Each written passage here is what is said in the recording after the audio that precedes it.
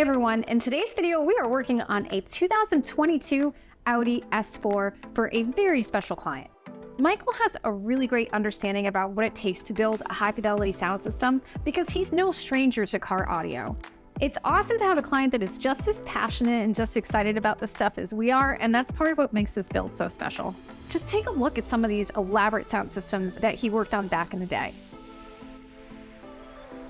Wanting to share his passion for car audio with the next generation, he asked us to design a system for his son Jack's car. Before we can get into it, we have to strip it down and begin the sound dampening process.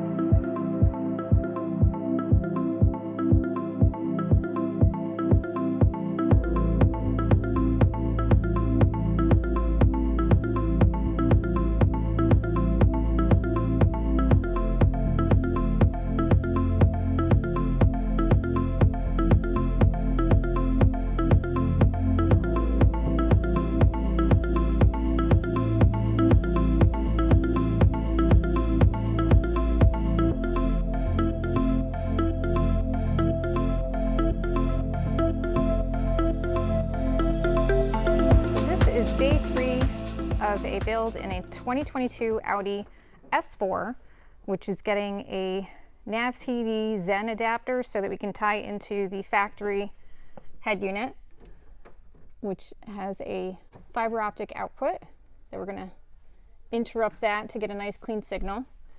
So far we've been working on sound dampening, getting everything stripped down. And this is all the stuff that we're putting in.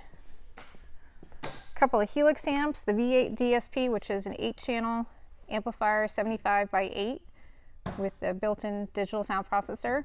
A couple of C1 Helix amplifiers, one for each 12W6. And for speakers, we're going with the Morel Elate Carbon Pro, front and rear. And already there's stuff that I'm worried about, because the factory speakers, this really kind of funny shaped speaker in there, but I don't know if you can see, this is not a full grill.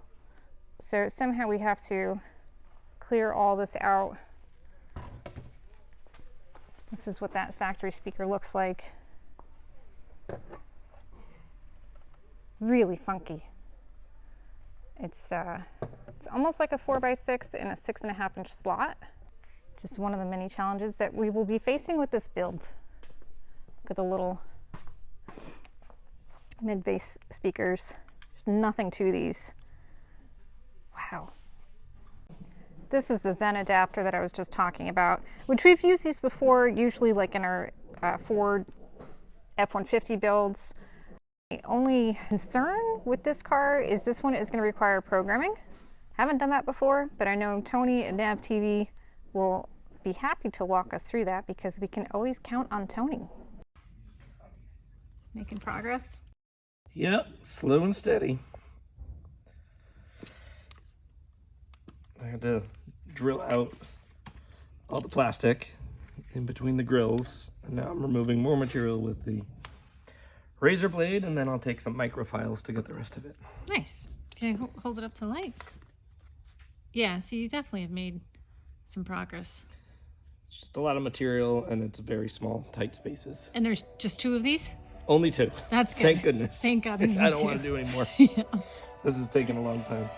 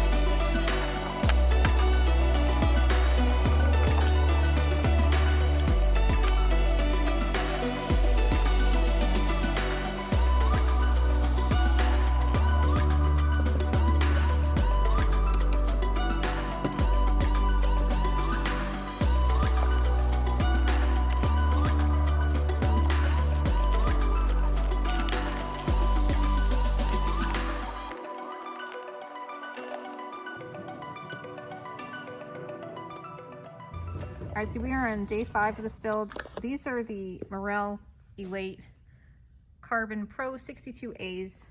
And as you can see, this tweeter is massive. So these are actually going in the factory mid-range locations in the front and the rear.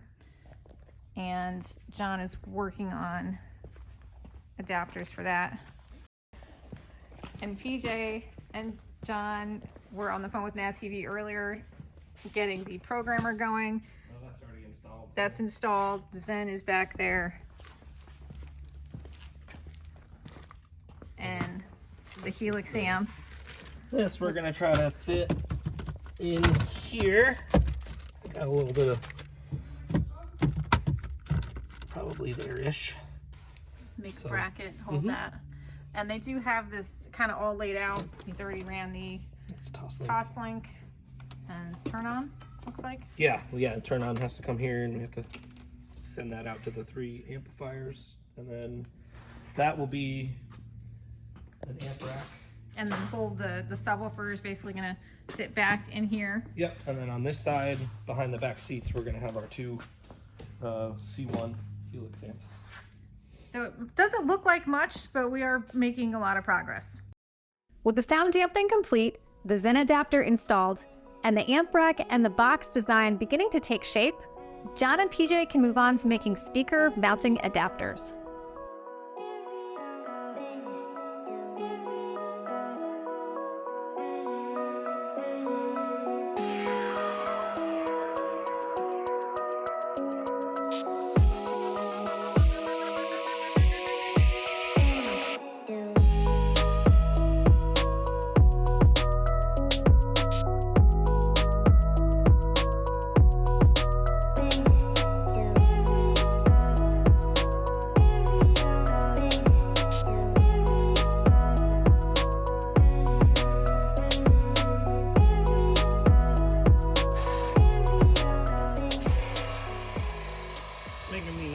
For the tweeters, our router table's down, so I gotta do it old school.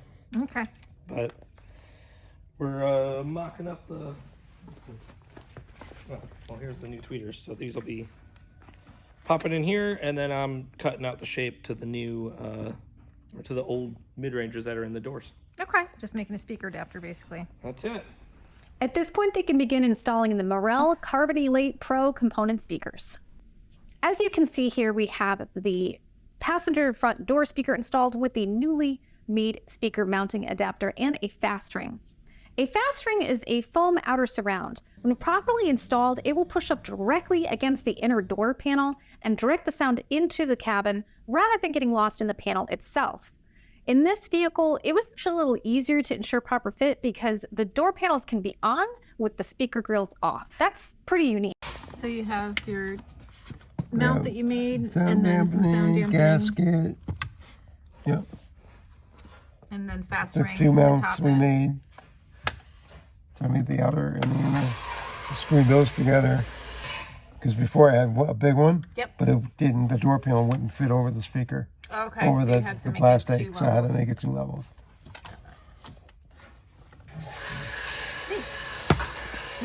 Nice. Yeah, that looks very nice. Cool, right?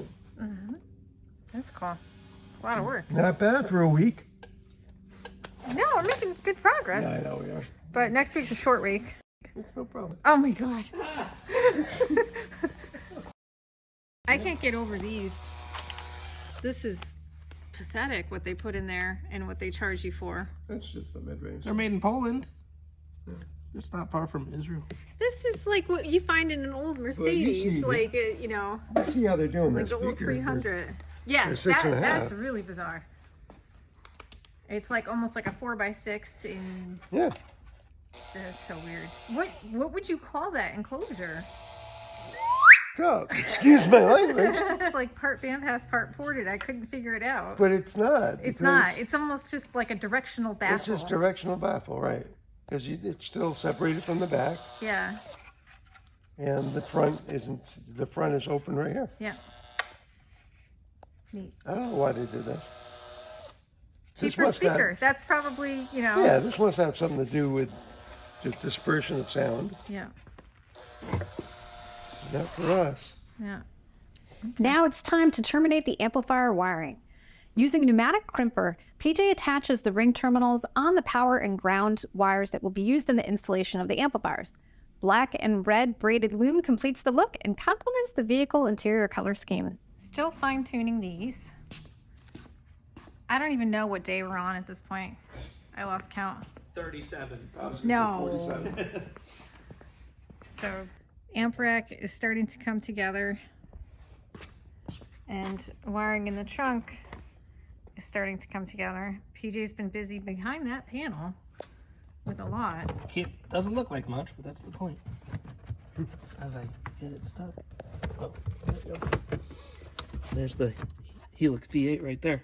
So you fabricated a bracket to put the Helix 8-channel DSP in what was a factory amp location? It's actually mounted underneath the factory amp, which is this plug right here. And then we were able to extend the wires that we needed only about 6 inches to access the other side of that. And it does come out of this with a fair amount of finagling, but if we needed to access it, we can. Cool. And then all the wires will run with a factory harness, including our power and ground. And these are signal and remote that's going to end up going to our amp rack. And then I still have to do power down from the amps to our power distribution location here next to the battery, which tucks in nicely under the spare tire. Yeah. Pretty cool. And so we're gonna have the box is gonna slide in here, which John has been putting together. There it is. Doesn't look like much right now, but wait till we hear it. Finished product. It's like a big hunk of wood. Yeah, it does. So those will be on the door panels soon. Zen is up there. The Zen adapter is a unique product from NAV TV that is a total game changer in our industry. It's what I call a preamp adapter. In a lot of newer vehicles with a stock premium sound system, the signal from the head unit in the dash is digital until it gets to the stock amplifier where it's processed. Because it's digital, there is no audio processing going on at the head unit. It's all happening at the amp. It's just sending data out from the head unit. And what the Zen adapter can do is it can interrupt or hijack that audio signal while it's still digital, before it's been processed. This is very much the same concept as the Pack Audio AP4 CH41 R2s that we use in all of our Jeep installations. However, in this particular Audi, the Zen adapter wouldn't work straight out of the box. We did have to program the head unit in order to accept it. But NAV TV makes this process really easy with their programmer, which plugs right into the OBD2 and does its thing. One thing that's really cool about this particular product in this car, if you did want to go analog RCA out, there is actually dedicated subwoofer level control from the head unit. However, in this install, we're focused on having the cleanest sound quality possible. So we're going toslink out from the Zen adapter, which is going to keep that signal digital until it reaches the Helix V8 DSP amplifier. This method of installation completely eliminates any risk of external noise getting picked up along the RCA path or from modules in the vehicle. It's incredibly clean. If it's an option in your vehicle to go toslink directly into your aftermarket amplifier DSP, we highly recommend it. With the amp rack in place, John and PJ can begin routing RCA cables from the Helix V8 DSP to the amplifier rack, where the 2 Helix C1 amplifiers will be mounted. At the same time, they can begin running the power and ground. We only have a couple of days to actually wrap this up. I'm getting pretty anxious about the build at this point. I don't know if you've noticed, but I'm kind of type A. I tend to like to have everything planned out. And I realized that John and I never discussed material finishes. And he's carpeted this false floor with black carpet. And it's not a match. So I freak out because we don't have a match on the shelf. Luckily, I was able to find a nice match and get it shipped out next day. And I made him recover it. Just to add pressure to this, PJ is out for the next 2 days, so the rest of this build is on John. Even with the carpet fiasco behind us, we all struggled with coming up with a basic beauty panel design for this trunk. This build was all about sound quality and keeping everything looking as stock as possible without any modifications. But it's hard to hide a double 12-inch JLW6 ported enclosure in any trunk. John and PJ try a few iterations and modifications with my input, but in the end, John pulls an all-nighter and gets it done. So hard to tell when you're far away from here. Let us live. It's tickling my brain.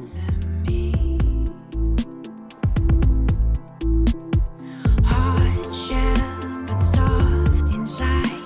You come to me and I walk away. Despite all of the challenges, including the days spent carving out those factory speaker grills, we were all thrilled with the final outcome. This build represents a perfect marriage between retaining factory functionality and aesthetics with aftermarket high-end audio. It's pure perfection, the best of both worlds. Despite how happy we were with the outcome, there's always that tinge of anxiety awaiting the client's reaction. Unfortunately, we couldn't be present to see Michael's reaction, but he was kind enough to call us and let us know that he thought it sounds absolutely amazing. He also sent us this heartwarming video showing his son Jack's reaction.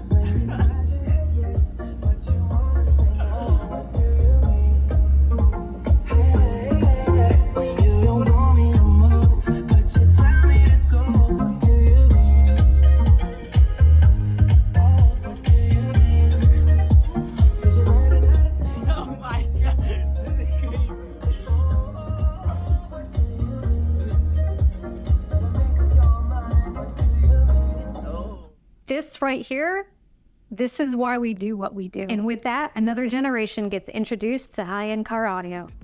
Let's keep it going. Thank you so much, guys, for watching. I really appreciate it. If you enjoyed this content, please give me that like and subscribe, and I will see you guys next time.